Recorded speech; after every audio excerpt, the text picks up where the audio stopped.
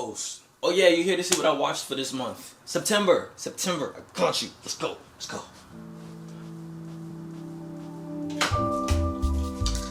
So I just finished watching the film American Beauty, and wow, I thought I knew how this movie was going to go in the first 20 minutes. I was not expecting it to end the way it did. Like, whoa. The movie had so many different layers to it, so many different stories going on. The characters had their own demons, and they were all going through it trying to coexist. This movie is a great example of subplots and how all these actors' personal stories stir everything up for the ending, and also how it affects the protagonist. This was also a masterclass of great storytelling.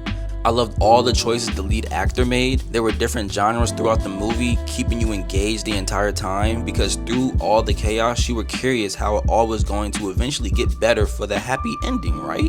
This was a very well-made movie. I recommend watching this if you're into older style movies. It was shot well. They have fun with the cinematography, and the actors had a great chemistry with each other. This movie really showed how other supporting roles can affect the story of the main characters without forcing it. I could talk so much more about this film. Go watch it. With this next film, there's no question I was going to see the highly anticipated sequel, Beetlejuice. I enjoyed the movie and can tell Tim Burton was able to have full creative control, but also he may not have gotten the green light on the duration time. I think it should have been longer to really develop some of the characters. A lot of the characters who played a significant role in how the movie shifted never felt that significant. They came and they went. Other than that, the world Tim Burton built was awesome. The costume design along with the setup crew for the environment will be nominated for an Oscar, as they well should. You get to see the world that Beetlejuice lives in. Seeing the different deaths from each person in their afterlife was cool because they all had their own unique crazy look. I genuinely think this would be a good idea for a Halloween concept for costumes too, for like a Halloween party.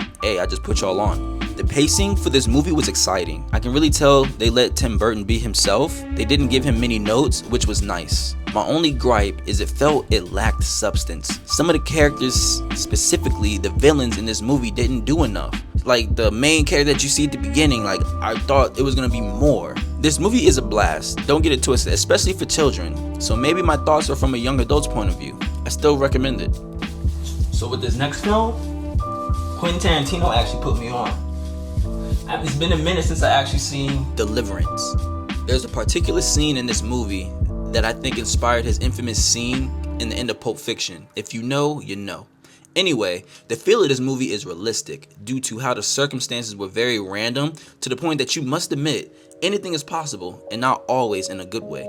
This movie is disturbing at times and shows you how to act upon a situation you had no business being in.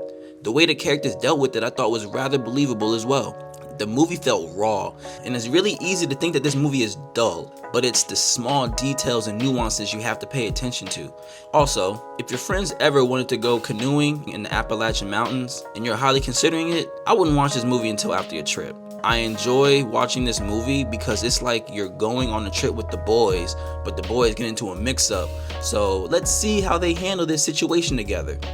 Also, it being such a different story than most movies that were made in the 70s, you can see how other directors learned to be courageous to trying new ideas with bold, vulgar stories. My favorite scene was in the beginning with the famous banjo song. I used to always hear somewhere, like in commercials, just somewhere, just in the realm, I just always heard it.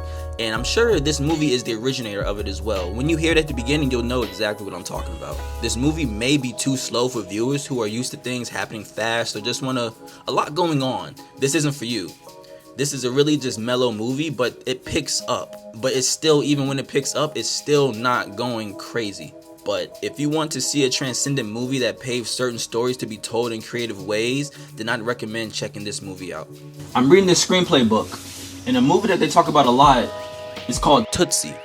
Excellent movie to learn from, storytelling wise. I also enjoyed this movie a lot due to how it was funny, witty, and entertaining. I really enjoyed watching the lead actor Dustin Hoffman. He showed a lot of range and confidence in this movie. This movie was made for you to relax and have some chuckles along with the thrill of trying to figure out how all this is going to end. It gets really chaotic and overwhelming, even just for the viewer. It's also nice to see rising stars play supporting roles in this movie as well. Like, you see a lot of other actors that have really successful careers that played a smaller role in this movie. It's a fun, lighthearted movie that isn't corny. Randomly, I just decided to look into Marlon Brando's discography. I'm really happy I did because I realized that he is one of them ones. And the movie that helped me realize that, A Streetcar Named Desire. This was also a unique movie in whole due to its adaptation of a play that Mr. Brando was also a part of. How the story and characters unfolded was intriguing because each of the three main characters carried their own personal baggage that affected each other. The stories they told with their actions, it gave you a better understanding of who they were, just from the stories that they told with their actions. The cinematography was simple, but also intentional with the angles to assist the way that they wanted us to feel and how they wanted to tell the story. It was really well done. Marlon Brando's performance was an absolute masterclass. His understanding of being natural, stoic, while telling a story with his actions was magnificent. And now I understand how he has become transcendent for many other actors in the game. I plan to see more of his work to keep studying. Make sure to pay attention this entire movie. It's easy to get lost in all the sauce, especially with how Vivian Lee's character acts. This movie is tragic, but it's very fun and entertaining at the same time, and I love that world that I was in. This is a wonderful movie to learn from in a lot of different categories other than the acting. It's the story, it's how the story is being told. It's a lot to take from this movie, and I really recommend it. Especially if you're into filmmaking and you're trying to study more, this is one. Not gonna lie, if branding was the main part of their marketing scheme to get people in the seats, it worked on me. The front room. As I watched this movie, I couldn't stop thinking about the similarities with the movie Monster-in-Law. Two totally different movies, but if you know what I'm talking about. This was a fun movie to watch. The battle of the wife and stepmother is up there with WWE matches, the way they'd go back and forth, no lie. I will say the husband was also starting to get on my nerves very much throughout this movie. That was their intent. It's like, bro, help your wife. The stepmother, which I'm a fan of her work, especially in The Tragedy of Macbeth, she did an outstanding job of being completely incompetent. With this being an A24 movie, they had to dip their indie artsy sauce all over this movie, which is always a nice touch. The ending caught me by surprise, but I also thought the surprise was going to be different. Still works nonetheless. I secretly like the soundtrack of this movie too. This is a fun movie to watch and wouldn't recommend eating during this film because some scenes are flat out disgusting, but this is a fun movie to watch with your friends and family if you don't like them. So with this next film, I really thought I knew what was gonna go down from the trailer, and I was mistakenly wrong. Speak No Evil. The trailer tricks you into thinking what everyone thought going into the movie, but personally, I think the story was wittingly well structured, if that's even like a word or how to say something. The experience I had with this movie is amplified due to the amazing packed theater with the oohs and the ahs, the chuckles and the little comments made throughout the entire movie really made the experience that much better. The movie is funny, creepy, and relatable. The whole time you think you found the moment things are about to get messy, but they find a way to justify their suspect behavior and it works. Multiple times. That's where the witty storytelling comes in. I also thought a certain character in the film was a bad guy too, but the plot twist of this character is what intensifies the movie towards the back end. This was an entertaining movie to say the least. Definitely recommend to watch this with your friends. I liked it a lot. It surprised me. I really wasn't expecting it to be as good as it was. So this next film, I wanted to dislike this movie so bad. You can thank my mom for this movie too. Grease. Being a huge fan of Little Shop of Horror, my moms thought I'd take a liking to Grease as well. I'm a fan of musicals and not a fan of musicals. It's weird, I can't tell you how. This movie screams Hollywood, and I'm not mad at it. I love the cliques the men and women were in and could see the influence this movie must have had on kids in that time. It's cool to see where some of the iconic songs and dances we see in movies like Shrek or any parody movies that mimic some of this film. This movie was low-key a watered-down Saturday Night Fever, especially having John Travolta in it, who I'm just gonna say has happy feet in just about every film he plays in. Surprisingly, I thought the movie was going to be a lot more musically, if that makes sense. It felt like a regular movie most of the time, which I enjoyed a lot. The cinematography was simple but yet striking. I find it eye-catching to watch the organized chaos and perfect timings of some of the scenes, that perfect moment we all want to have in real life. They were just doing that, and I thought that was really cool. I liked it a lot for what it was. I can't lie, and I will be tuning in again. A lot of the songs were really groovy, and so I really recommend this if you are a musical fan. So this next film, this may have been my personal favorite of the month. The Apartment. Absolutely loved this movie. You can say they don't make them like they used to with this one. The story was well done along with the characters. It's an old movie, but it felt very modern. The cinematography helped create that modern feel as well. The flow of this movie was so good. The character build we witness and how he interacts with the people around him, and also how the people interact with him, is so good. It felt real. Storytelling back then knew how to play with your emotions and shock you with certain information they throw at you to keep you engaged. These are the type of dramas and love stories I love to see, because they feel real and not much of a fantasy to me. The nuance they had back in the day, especially with the acting, is why I always go back to older films. They're really good to learn from. I started clapping with a big smile at the end of this movie. That's all I have to say about that. Like, I put the energy into doing that. Go see this movie, it's awesome. Seeing this movie was a no-brainer. First lead role, also one of my favorite wrestlers growing up. The Killer's Game. Going from the apartment to the Killer's Game is a night and day difference on a whole different level. Being Batista's first lead role, I was curious to see how he'd carry a movie. Seeing the trailer, I had an idea of how this movie was going to feel and go, and I'd say I was pretty accurate. If you're into John Wick for the action alone, you would get a kick, no pun intended, out of this movie. I hope you're a fan of gore and death, because it's all you can eat buffet with this, not gonna lie to you. Seeing the different villains with their unique styles and characteristics was cool to see as well. I like the dynamic of Batista and his love interest in this movie. The story is a messed up situation to be in as well, so like all his feelings and like just how the story went itself really was valid. This is one of those movies to sit back with your popcorn, turn your brain off, and enjoy the ride. And that's nothing wrong with that at all. We all need those times to get away from the real world, and I think you can do that with this movie.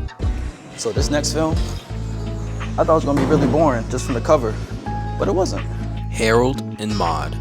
This is a wonderful film. Judging the movie by its cover, I didn't expect to enjoy the movie as much as I did. The cinematography was awesome. The way they zoomed into a lot of the scenes really looked cool, and I just like how it just kind of amplified the movie in its own way. I love the dry humor in this movie, especially with the priest towards the end. He was hilarious. This movie wasn't over the top, nor were they trying too hard to be funny. The character development was well done, and how we understood Harold and Maude more as the movie went on. The movie showed, as we all should know by now, that wealth and riches doesn't equate to happiness. Not even that the boy really cared much about material things, but that's just what it gives you as well. Harold's character was interesting, and his little skits were alarming, but they were playful. You understand Harold's boldness at the beginning of this movie. Literally, it tells you all about that. This is a nice, fun movie. It's really calm. I think this movie would really suit someone who's just really trying to watch a calm movie that's really heartfelt. I think this will do you right, for sure. After the movie Tootsie, I started looking into Dustin Hoffman's discography, and I came across the movie The Graduate. This movie was a fun watch because I was curious on how this was going to end. The first half of this movie just felt like a sneaky link mixed with comedy. Some of the actions Benjamin, the main character's name, made were some of the same I would have made. I thought it was funny because I literally was thinking in my head I would do this, and then he just did that, and it was hilarious. But how Benjamin and Miss Robinson interact with each other was fun to watch as well. Miss Robinson played her role extremely well. Her fake innocence mixed with dry humor worked well. Also, the way she quickly changes attitudes and how you once felt about her just starts to change. Like, she goes from being promiscuous, sexy, to the devil real fast. The second half is an entirely different movie than the first. I can tell they were very ambitious with this movie throughout how it went, because this movie felt a lot longer than what it was. And that isn't a bad thing. There was just a lot going on, and they managed to fit it all in a short amount of time. This was a fun movie, and I recommend watching this with a significant other. It'll stir an interesting conversation. So I know how I said The Apartment was my favorite movie of the month. I may have spoke too soon because The Substance is one of them ones. Seeing the first cover art from the Regal app, I thought this was a Demi Moore documentary.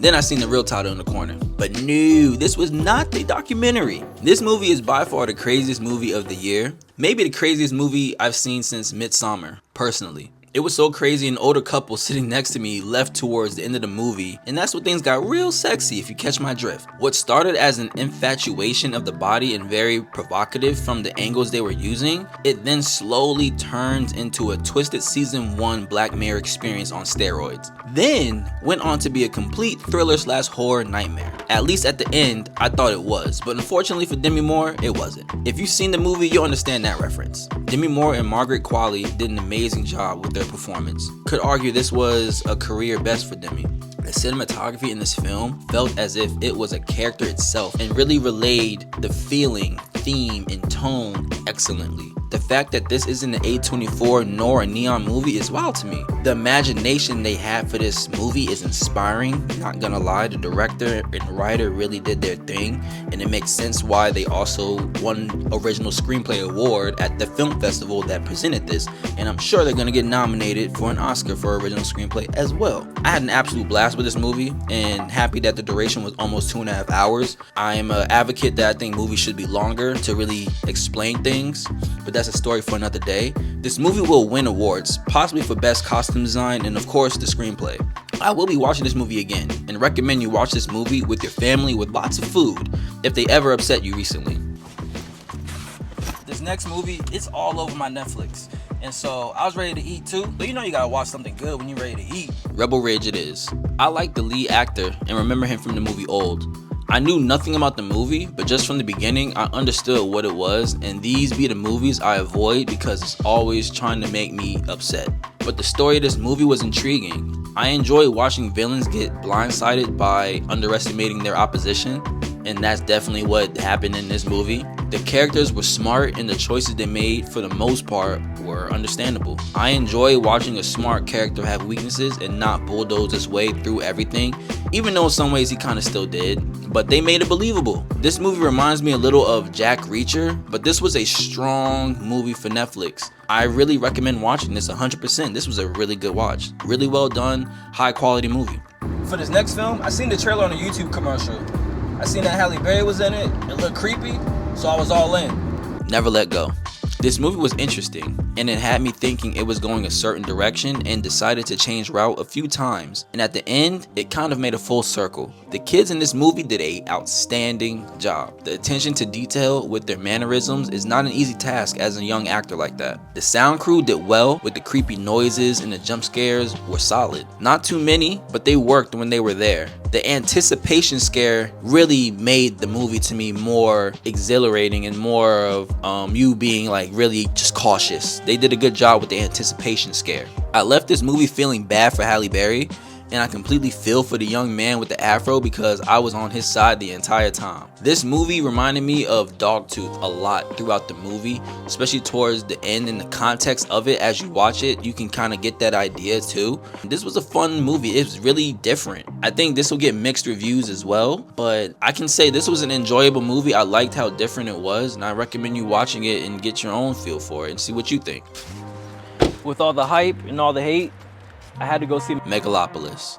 So this movie had a lot going on, and it's very easy to count this movie out. From my point of view, first thing I picked up is that they were kind of making a parody out of America, our celebrities, politicians, the whole nine. The characters felt as if they were an exaggeration and gave a theatrical approach to their dialogue, more so than a modern film throughout this whole thing. You have to pay attention closely because it's very easy to get lost in the movie due to the spontaneous pace and change of events that goes on throughout this entire film. This is my opinion, but I truthfully think that the obvious green screen and some of the shaky special effects or exaggerated visual effects were a deliberate choice to show the parodic theme of this film, not taking itself too seriously. I can see this film being misunderstood from the complexity, which could make it difficult to follow, and that turns people off easily. This movie is going to take a couple watches to fully grasp everything. This was a very unique film, and it's not for everybody. This will have split reviews, and that's not always a bad thing depending on how you look at it. Watch and judge it for yourself. This is what a passion project looks like, especially when you have that type of money. And so just take it for what it is and learn from it. Last but not least, Wolves. So with this movie, you have George Clooney and Brad Pitt just going back to back with their acting chops, and that's really what I took most from this movie and what I was excited for. This is what I wanted to see. I wanted to see how these two would correspond with each other. This movie was cute, and I say that because the story wasn't like too complex or anything. It was a kind of a basic story, and it was pretty fast too, this movie. The direction that it was going in and the story of how it unfolded, I kind of liked. I can see them making a sequel out of this too if they wanted to, but they can definitely make this a one-off as well. The cinematography was really well done. One thing about Apple TV is they make high quality movies. It looks really high budget. The feel, the color grade, it really made this film that you really picked up on the theme and the vibe. The color grade of this movie dressed the same way as Brad Pitt and George Clooney, if you know what I mean. This was a fun watch. I think this is a good watch if you're just trying to watch something quick This movie is the definition of quick and cool. This was a dope watch, I recommend it for sure. And this was a good Apple TV movie. I hope they make a sequel. If you made it this far, please let me know what you thought of the movies that I've seen. If you liked them, let me know. If you disliked them, let me know. Let's chat about it. Also, please like and subscribe. That's all I got for you this month. Tune in next month to see what else I watched.